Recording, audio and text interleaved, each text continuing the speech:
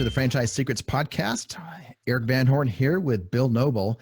We are going to finish up an interview we started a little while ago, and we talked a lot about how to get investors on the last interview. This time, we're going to talk about like what it's like to come in and scale a franchise rapidly. When I say rapidly, in a short number of years, go from 0 to 60 units of a retail of Pearle Vision, retail locations of Pearle Vision around the country.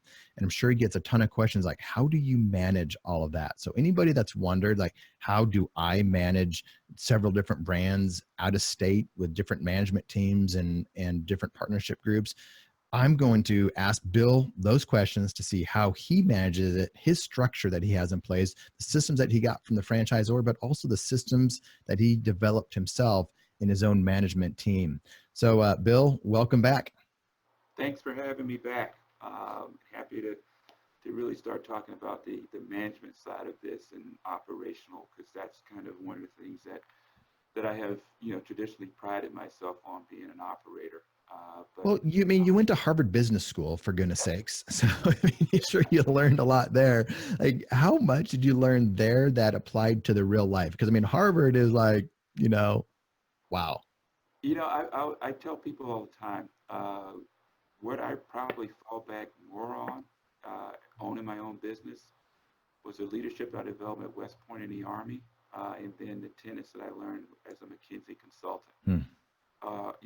Harvard was great, and don't get me wrong, I enjoyed my 2 years there, the friendships that I made and developed, but Harvard is about networking. I tell you, you can get the same MBA education at any number of institutions around the country. What HBS does, it expands your network exponentially. It gets your foot in the door, starts conversation with other alumni, and access to capital. Those are things that aren't easily replicated from an HBS education. So, while again, I'm sure some things in my finance courses that I learned at HBS, I'm using in some of the tenets of leadership and ethics in business. But again, I go back to the military and West Point, those leadership tenets. And then, what I learned at McKinsey, which was really about turning around unprofitable businesses, helping businesses that wanted to diversify, look at other, investment opportunities. Those are the two points in my history or experience space that I'm pulling more from. I can see that. I've been around, it was last month. I was around some Navy SEALs. They have some books out, and I was doing workouts with them in a small group. And it wasn't like a Navy SEAL type workout, but they were like telling us what to do, and we were doing it. We were hurting, and they had us doing all kinds of crazy stuff. But then they would bring that military, the lessons and the teamwork and all this stuff into it. And I'm just like, wow, that was really, really cool to see that. And there's so much about team and helping people out that I just learned from them in a simple, handful of workouts one week.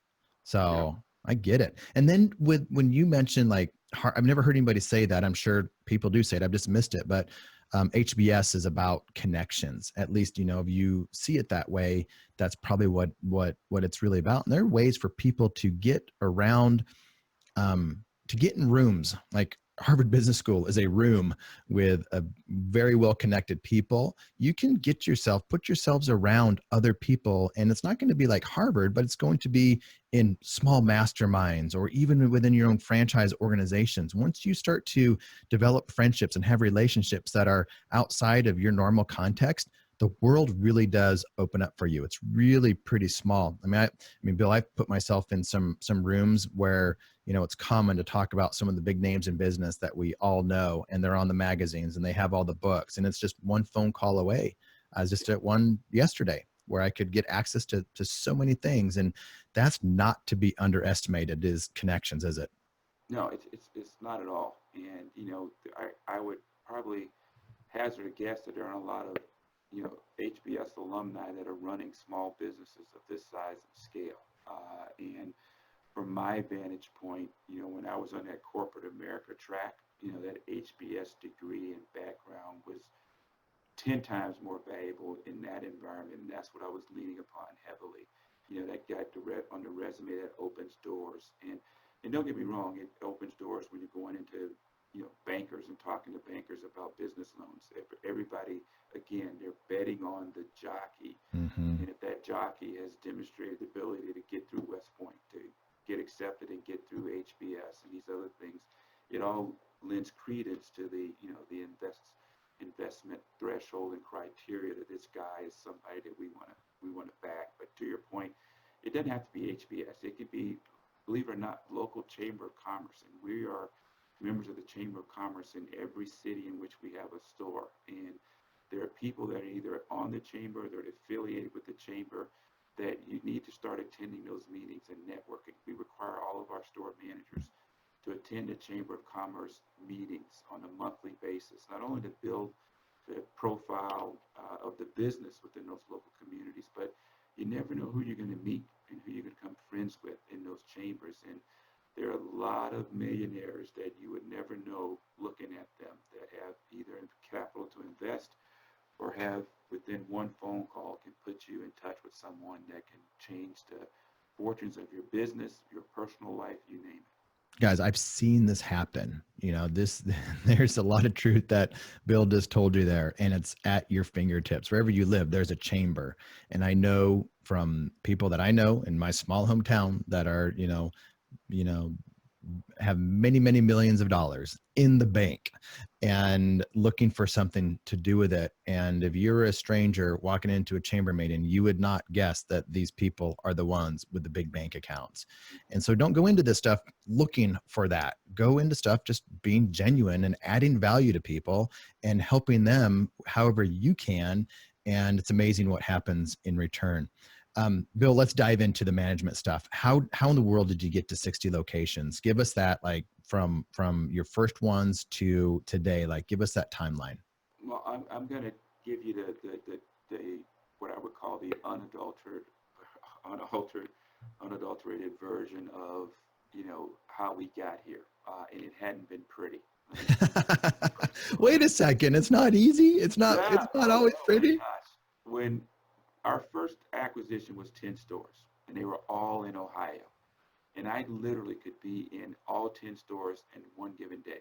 The distance was Cincinnati to Cleveland, which is about 3 hour drive, right? 3.5 hours. So if anything happened, I could be there within 3 hours.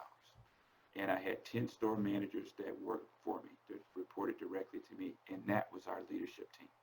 That was it. We outsourced our accounting. We had a CPA firm out of Dayton that we worked with. We outsourced our HR through the payroll provider. They had some HR templates and letters that they would provide me with. And so we outsourced everything, and we were very lean. And I handpicked all 10 of those managers. They were superstars. I trusted them, and I gave them a lot of autonomy because I couldn't be in 10 places at one time. And so I spent time trusting the people that I hired that were running my stores, because they were giving the keys to 750,000 $1 million businesses, right? So you wanted folks that were confident, that you could trust, that had the ability to think like entrepreneurs slash owners. And that's what we did. And as I mentioned in the earlier podcast, we were presented with two unique opportunities to grow quickly. There was a 22 store acquisition, 18 in Michigan and 4 in Indiana, that Pearle came to me and said, "Hey, you want to buy these stores?" We said, absolutely. I said yes before I even consulted with my board of managers, my investors. Why did you, how did you know it was yes? Like, how long had you been in business? How many stores did you have like open and running at that time? We had 10, we had 11. Okay. We had acquired one a store in Cleveland from Pearle, which is a corporate location that we converted to franchise. And so we still had 11. I didn't have a management team, scale, anything. And we didn't have any systems and processes that were in place. But I knew that those assets were not going to be available forever. And as hindsight is always 2020, Pearle shortly thereafter stopped selling corporate assets. And so of those 22 locations, there were probably 10 that were outstanding locations, 5 that were considered average to decent locations, and then the rest, the other 7 were dogs. And so, and Pearl wasn't in a position to say, okay, you can cherry pick the, the profitable stores. It's taking a whole shooting match, or we'll look for another buyer. And so, as part of the process of putting together the business plan for the acquisition, to go back to my board of managers, to go back to banks to look for invested capital at that time, part of that process was building out our management team. And we made the decision that we were going to bring on a regional director of operations with responsibility for the Michigan and Indiana locations. I would continue to oversee Ohio. We were going to bring on a financial, at the time, and titles in small businesses, are always going to be overinflated, but we brought on a CFO to do all of our accounting and some of the early analytics that we did. And we hired a head of HR from that standpoint, because we were going from, at the time, what was 31 employees, I think, to well over 100. And so I knew immediately that I wasn't in a position to administer the day-to-day in and outs of HR, human resources. And so that was our baked into the business plan, baked into the cash flow assumptions.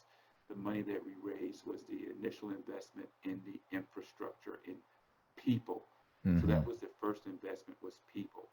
Did you have any of the 10 that you handpicked, those managers? Were any of those at the point where they could go into that regional developer or director position? Nope. And it wasn't necessarily they didn't have the skill set. They were all, the majority of my initial hires were all moms. Okay. And so working mothers that weren't in a position to relocate. And we needed whoever was going to take that job to relocate to Michigan. And so that was probably the biggest deterrent. They just weren't in a position where they were relocatable from this standpoint. So strategic hires, I would imagine, I mean, HR head, that's going to just help you not go crazy. CFO, again, I mean, that's a good hire, but that regional developer or director, I can't remember what you called them. That was probably one of the more critical hires. Well, all 3 of them were critical, and I want to be. They had fancy titles, but these were working positions. These were roll up your sleeves, get dirty in the details. So a head of HR, at a big corporation, is just going to be strategy or people development.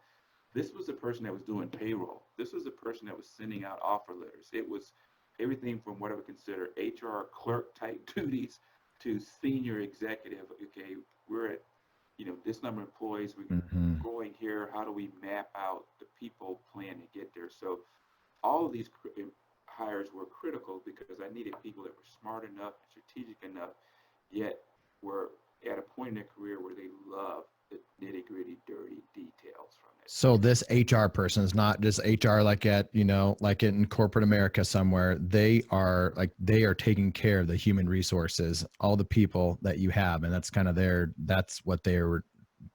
Our HR leader right now, we've got over 400 employees.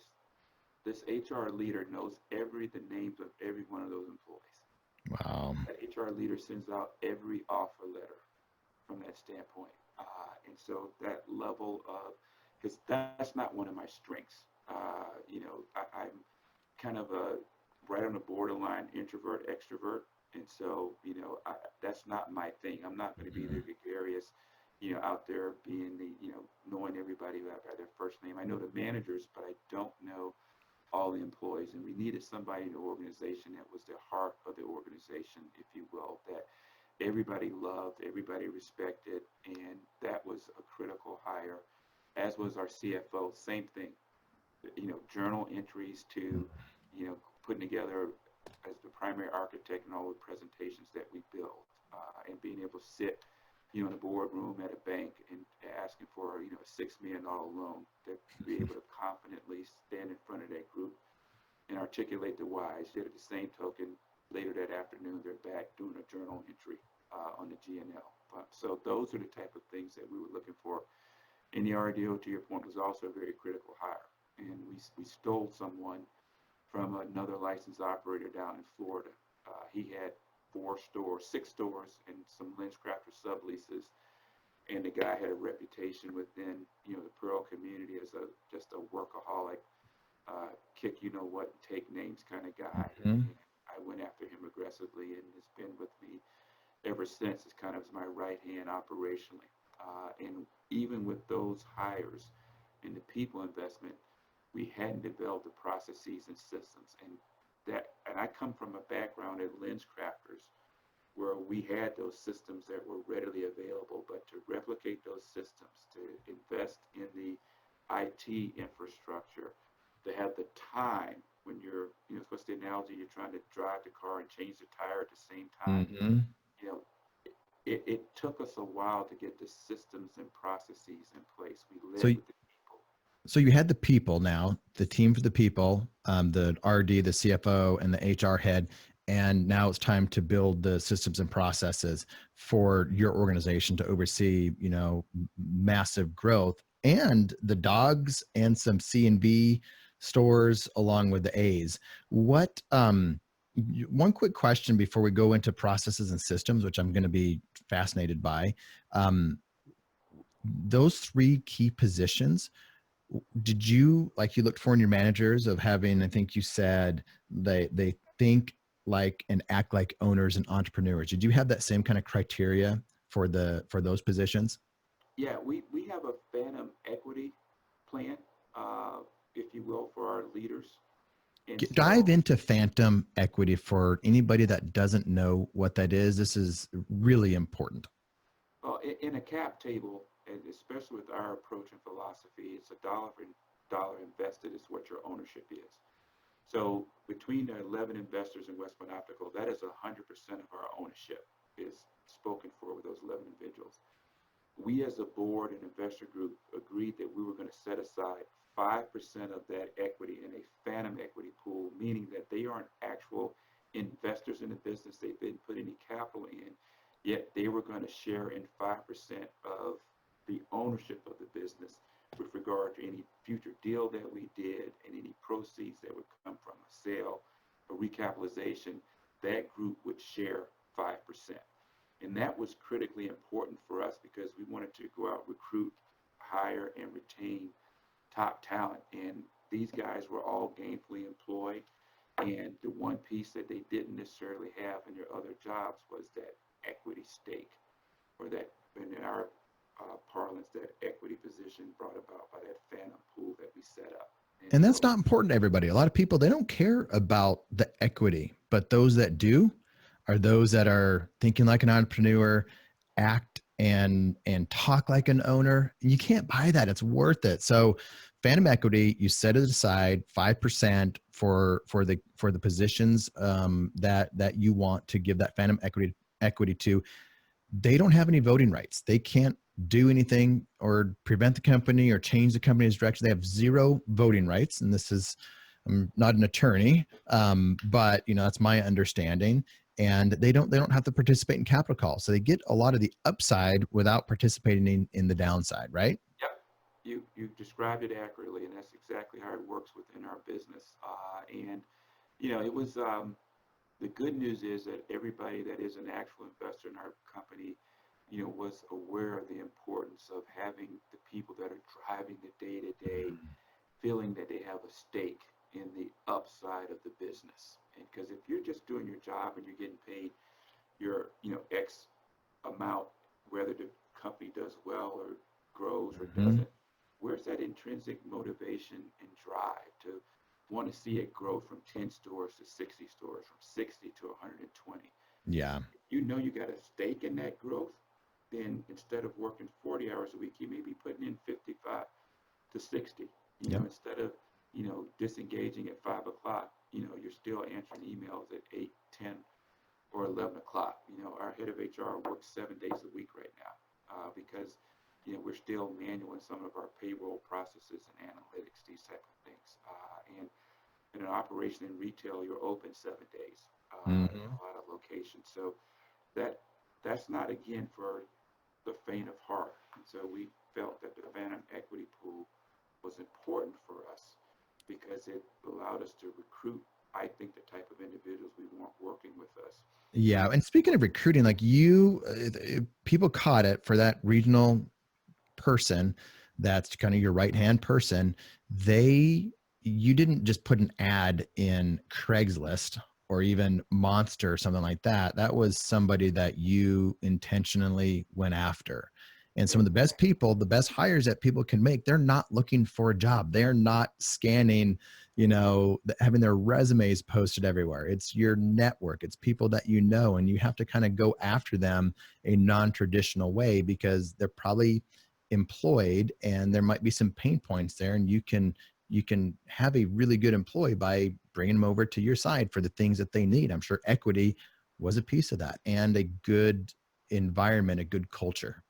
Yeah, that was it. This was a unique opportunity for this individual to leave what was a very good position. He was the chief operating officer of 11 stores and come become RDO slash chief operating officer of, at that time, was 34 stores. So it was a bigger job. There was a pay increase. He had to relocate from Jacksonville, Florida, to Detroit, Michigan. So think about that. So, all those things factored in. But the good news was he saw the potential for the platform that we were building. All And these three people that started with you still with you? yep, That says a lot too, doesn't it? yep, they are.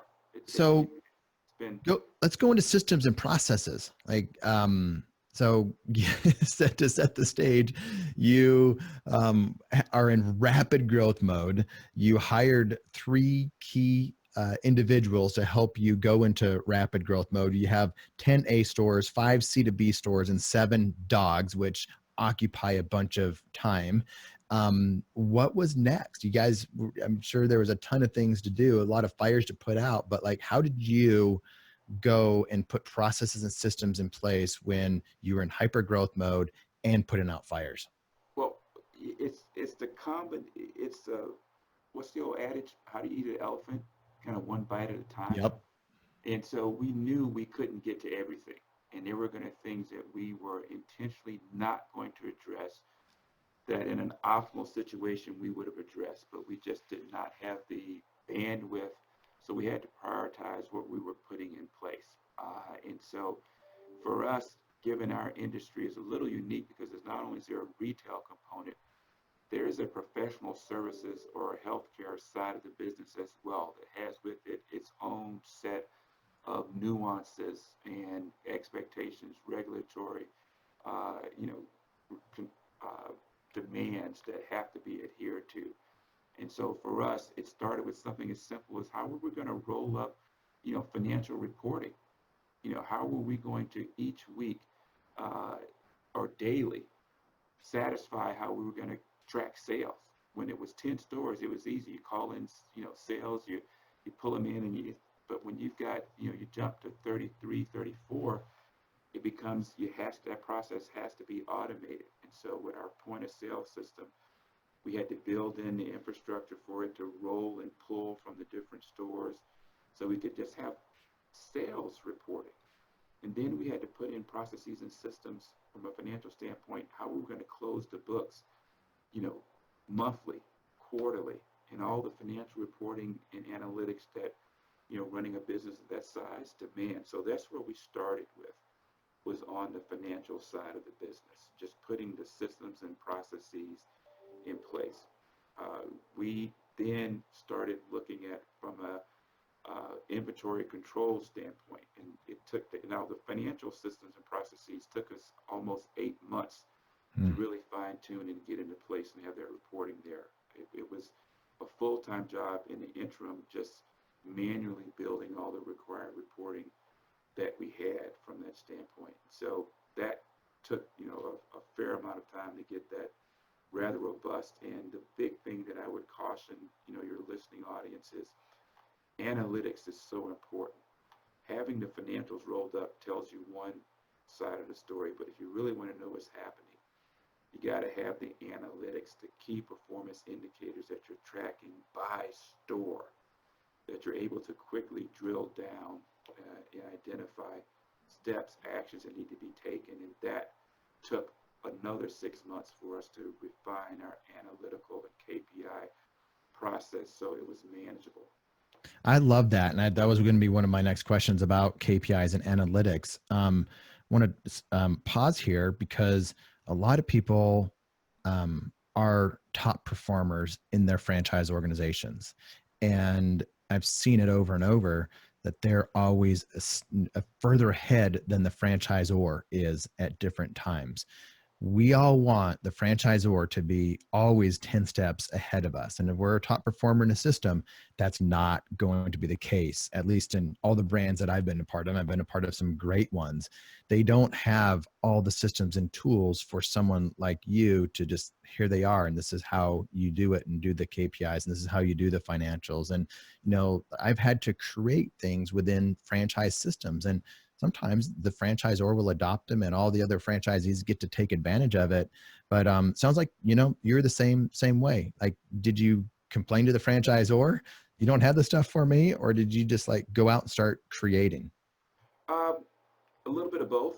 And in I like fairness, the honesty. in fairness to I Pearl, do the same thing. in fairness to Pearl, the next largest operator, had I think 5 or 6 stores.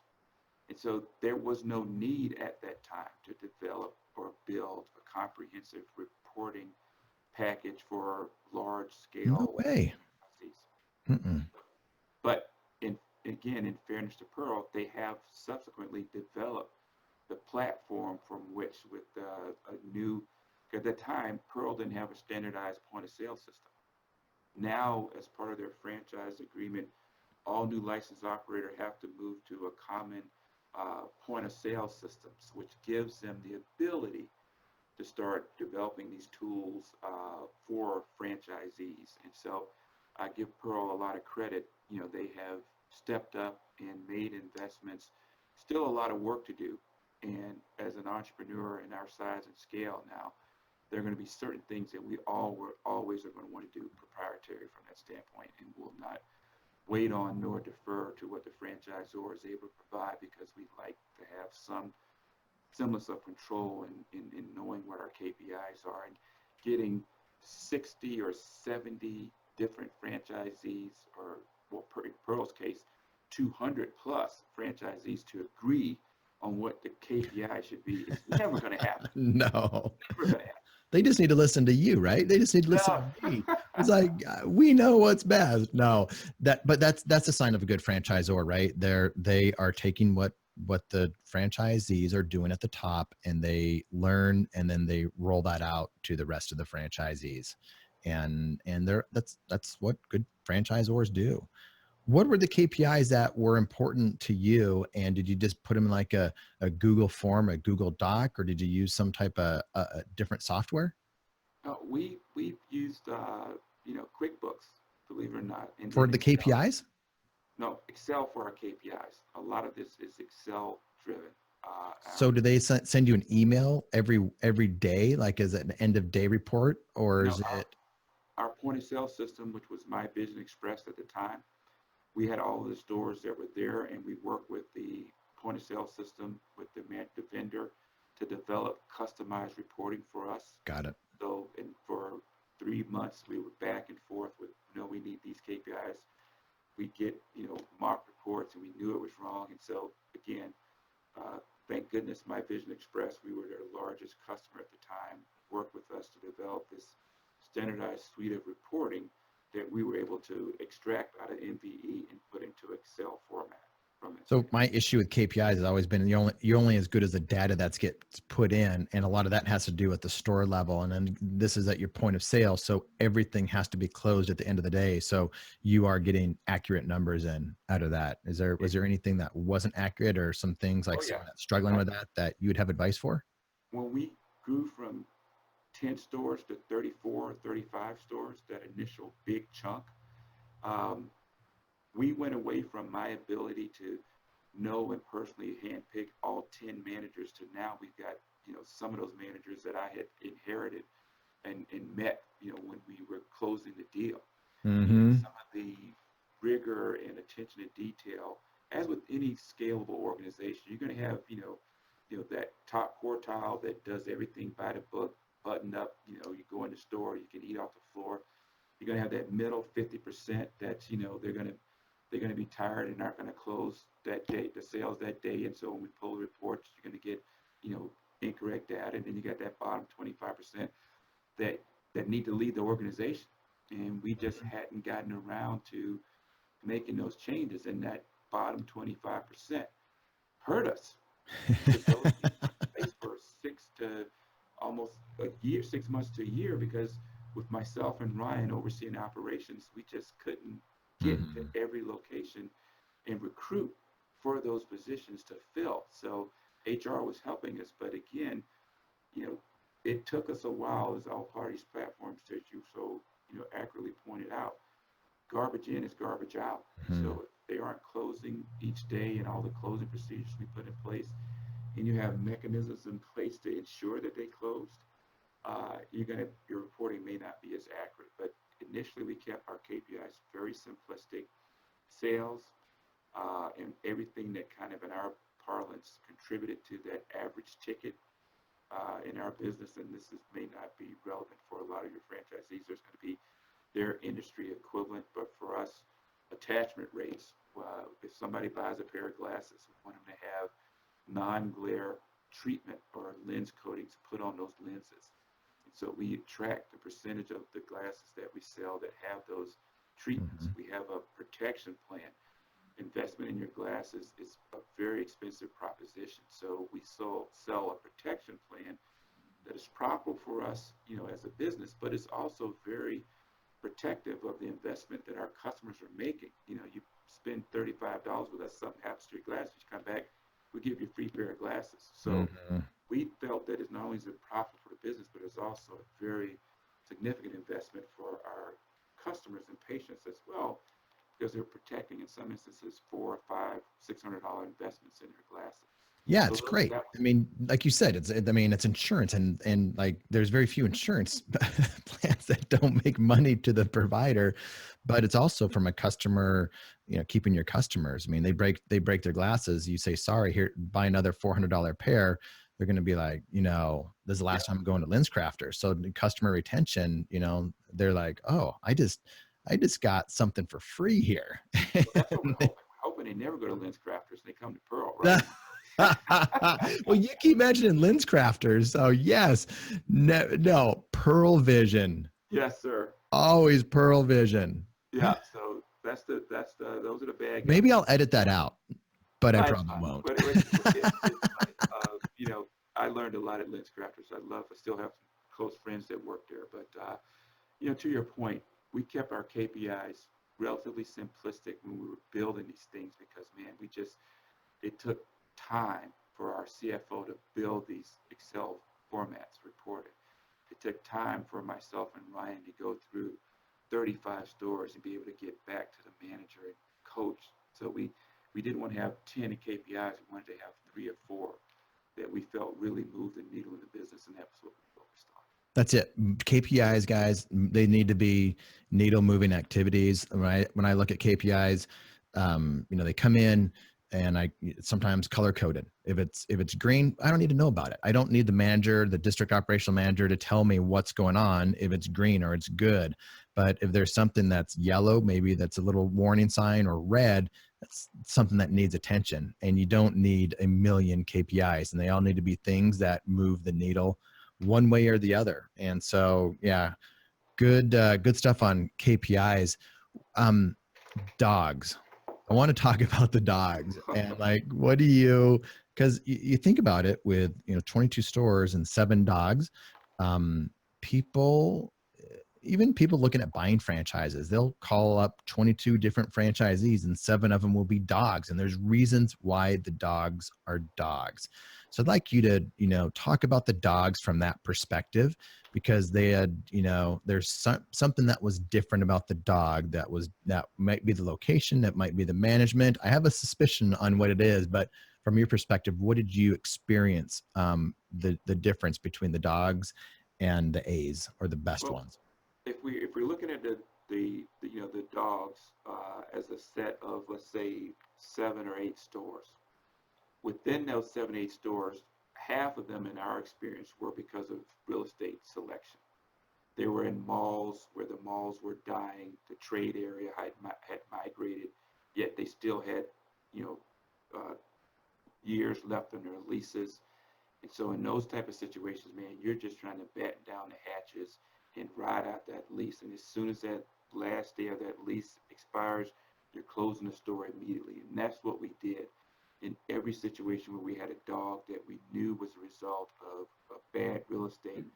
We just battened down the hatches, tried to minimize our losses, and counting down the days till the lease expires.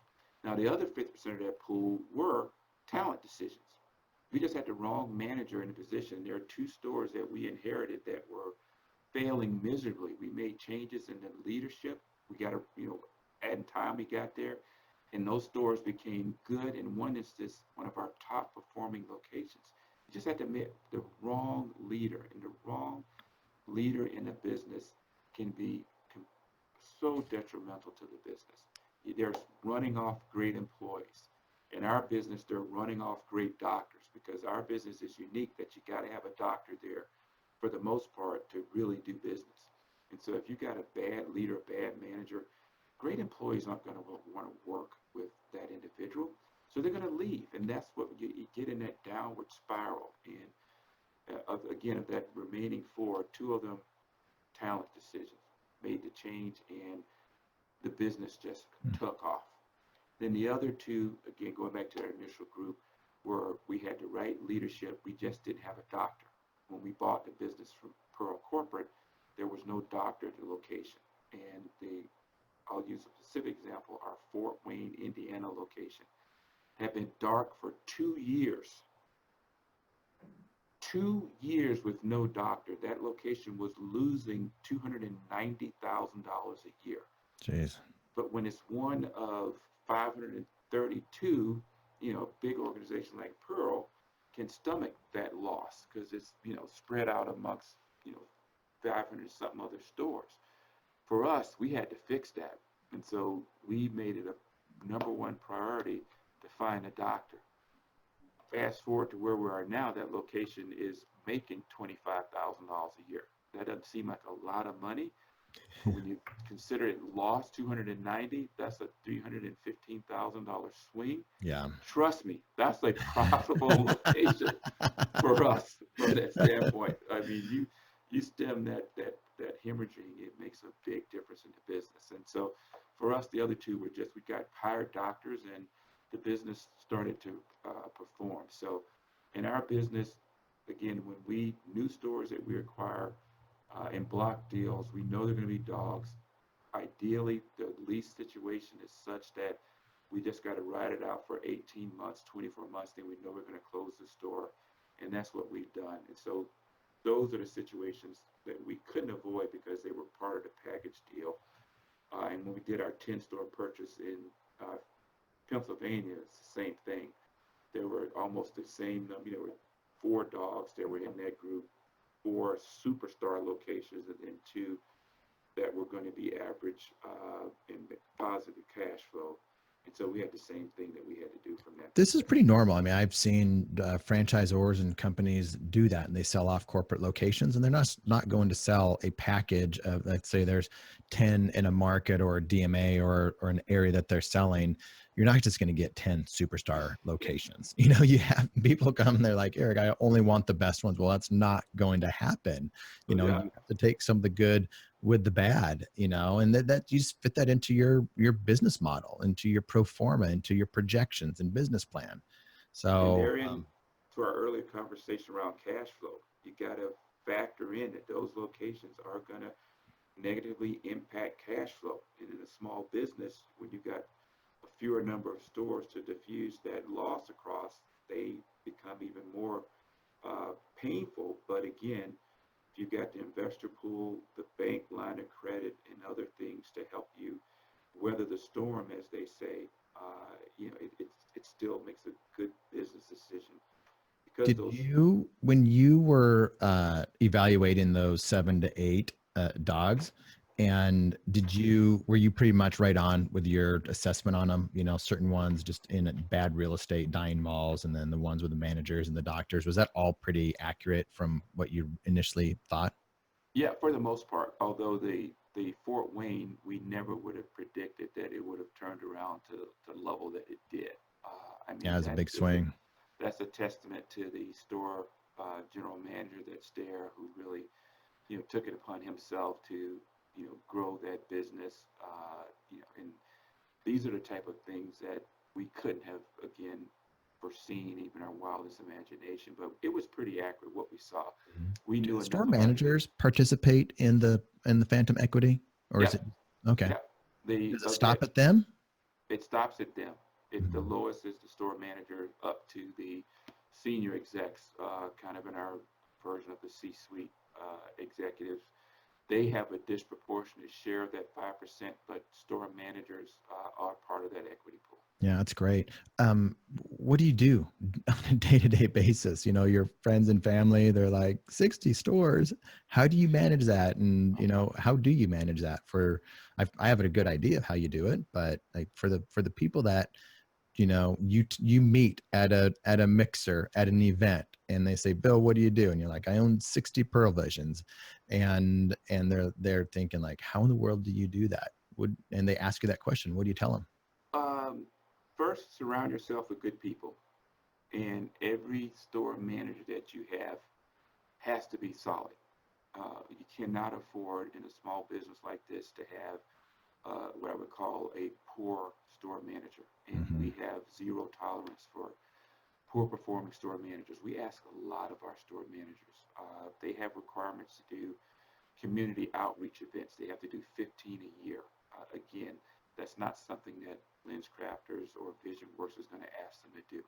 So in their work week, they've got to plan to conduct these community outreach events, which is a little over one every 3 weeks from that standpoint. And so that for us is critical. We've got to have great store managers. And then my management team has to be superstars, and they've got to be able to take on a disproportionate share of the day-to-day and the details specifically. Because one of the traps that I fell into early on was being so immersed in the details that Hmm. nobody was looking 6 months out ahead of the business. It just was literally impossible for me to work 70 hours a week, Hmm. visit stores on a consistent basis, and then have the energy. And I'm a pretty fit guy. I still work out 5 days a week and all these things. So that's important to me. But I couldn't do it. And so we had nobody that was thinking about the long-term Hmm. direction of the business. Nobody that was taking a step back and saying, what are we missing? And it bit us in the ass a couple of Hmm. times. We had a huge inventory write down because we were not conducting uh, inventories on a frequent enough basis. And then not only were we doing the counts, but we weren't going in and then reconciling the difference. And so when we closed out 2017, there was a huge write down that we had to take because we missed it. Because those level of details, because everybody was so flipping busy Hmm. doing all those details, nobody was sitting back and saying, wow, what are we missing? And It's so good. Did every, you like I get it. And I spend a lot of my time thinking strategically about the stuff that you just mentioned. Sometimes I feel bad for it because everyone's out there doing stuff, but you need to do that. Did you become aware of that yourself, or was it the team of investors, the board of advisors that like, hey, Bill, we want you to take a step back and to start to do this, or was it a combination of everything? it was that 2x4 in the face when we had to take that huge write down from that standpoint. And there's others not to that level, but there's other gotchas that we just missed because when you're so close to something and immersed in it, you lose all objectivity. You Hmm. lose all sight of the big picture. And Nobody's asking those questions. What are we missing? What are we not thinking about? Or what should we be thinking about differently? For us, a huge revenue opportunity was around our medical billing.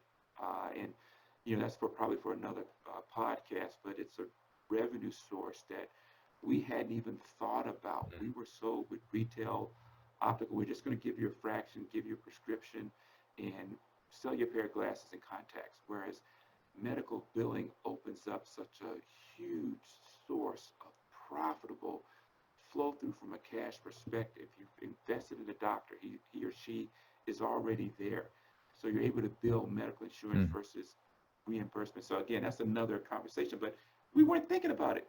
We were how do we perfect, selling eyeglasses and contacts and a multi-million dollar opportunity we weren't thinking about, or we thought about it, but man, that's too hard to tackle right now.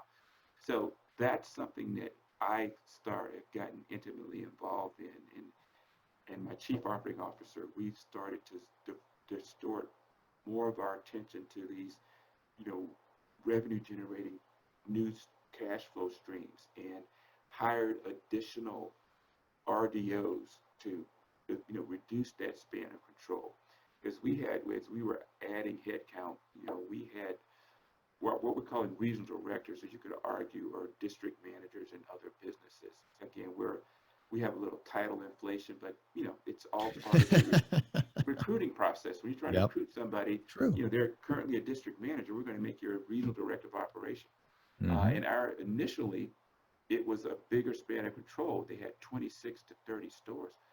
You Mm. can't effectively manage 26 to 30 Mm-mm. stores. You're not there frequently enough to catch things, to be on top of the day in and day out. And so you're saving $80,000 by not having a district manager, but 120 is sneaking Yep. out the back door because you're not as effective in watching those KPIs or managing. So we made those decisions, and again, it's all part of the process.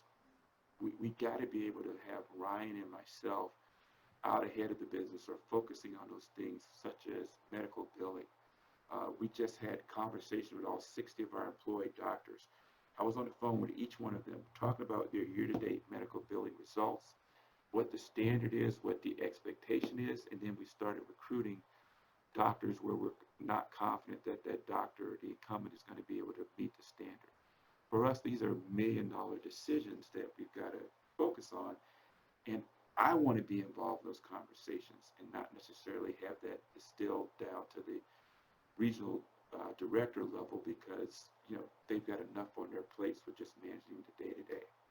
Gosh, this is something that's so common in a lot of business owners, no matter, even if you're a West Point grad, Harvard Business School and McKinsey and all of that, you mean, once you're in it in this capacity as a small business owner, it's easy to get caught in the weeds and to be working on the stuff that's right in front of you because it's right in front of you and you have to do it. It's one of the reasons that I've, thought, and I'm planning to do something next year in South Dakota, bringing in a number of high performing franchisees just to be around each other and talk to each other and learn from each other the things that they deal with, because we all deal with it. If we ever built a business like, I mean, I've not built something that is 60 units, but pretty large in terms of franchising. But being around each other, other high performers, how do you learn? How do you keep sharp? Well, there's some fellow Pearle licensed operators that I talk to on a pretty regular and consistent basis. One guy in particular that owns 9 units in New Jersey, New York area, and we commiserate, all the time about what lessons we've learned. And he'll say, "Hey, I found this out," and I'll steal that pearl for him, from no pun intended. And conversely, You can't I'll steal call. lenses, but you can steal pearls. Yes, absolutely. I can tell him, "Hey, listen, I found this out. Man, can't believe this." And Randy Nisanoff is his name. Randy is a pioneer and an industry leader in the medical billing, and we are stealing pages out of his playbook on how to build a medical model here. And within his 9 stores, he's at a attachment rate KPI level that's 3 times where we are. So you do the math on 60 stores and what that can mean from a Yeah. profitability and cash flow for us. Why go out and recreate it? Why not say, Randy, how'd you do it? And Yeah. then steal shamelessly. I am humble enough and not too proud to steal shamelessly. Some of the best ideas are stolen. If you're too pompous to think that you got to come up Mm-hmm. with every great idea, you're gonna get your teeth kicked in. Excuse me. 100%. And then Pearle, again, the head of Pearle, Alex Wilkes, is a not only someone that I work with at Lens Crafters, but a personal friend. He's got a number two within the franchisor that heads up his operations at Kathleen Steele that are bright people. His head of operations for the field organization is a guy by the name of David Ryder. They're all bright and smart people. And there's sometimes an adversarial relationship between the franchisor and the franchisee. Franchisee feels the franchisor is trying to steal money from him. Franchisor feels the franchisee is trying to steal money from them. And there's always going to be some element, it's just the nature of the beast, of distrust. Mm-hmm. Uh, but if you can get over that, and if you can use and develop relationships with the key individuals, in the franchisor organization, they've got some smart people. Their head of franchising, Josh Robinson, we're looking to grow. I got to have a great relationship with them. They've got an analytics guy on their team that's just brilliant. Rob Reese, that I don't have that guy on my team, so I leaned into Rob. I need some analytics done on Michigan, where we're struggling right now, and he comes back with a report that's amazing. Yeah. And if I didn't trust these guys, or if I tried to outmaneuver them at every occasion, I'd be, cutting off my nose to spite my face. So, from my vantage point, having a great relationship with your franchisor is of critical importance, especially key individuals within that organization that can help impact your business. I couldn't agree more. I've been able to move the needle in my franchises faster because I've had key relationships with people on the inside. Sometimes I have been that person on the inside when I was first getting started in franchising, and I saw how people, used me that way, not in a bad way, but there's relationship with me, and I was able to get stuff done because I could walk down and ask a question or get something done without having to wait forever. So gosh, such good advice, Bill. I mean, such a lot of gold in here for anyone that like is actually growing a franchise into any type of significant volume. So again, thank you for your time. Any last bits of nuggets that you want, any pearls that you want to give the audience? This is not for the faint of heart. You're gonna, get hit in the face by a 2x4 every now and then. So that's not the issue. What the issue is how are you prepared to, to bounce back from that? How are you prepared to have those difficult conversations when you got to tell your board or your investors that you got a $1 million write down because you missed the inventory from that standpoint? Having those conversations and not being afraid to have those conversations is probably one of the most important things that I would, leave your group with is you're going to get your teeth kicked in. This isn't for the faint of heart, but you got to have the resiliency to bounce back. And cash is king. Never forget that. That last one, cash flow is king, especially when you're growing to the scale that we are. And a new store is $350,000.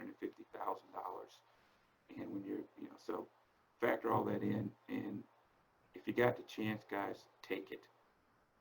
You know, you're never going to know the answer unless you give it a shot and roll the dice and make the investment in yourself. And you're always going to second guess. If you think you're not, I don't wake up still at this date or sometimes not sleep because I'm stressing out about elements of the business.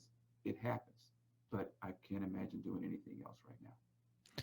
Bill, I cannot add a single thing to that except thank you for your service to the country and for being on the show. My pleasure. Thank you so much for having me.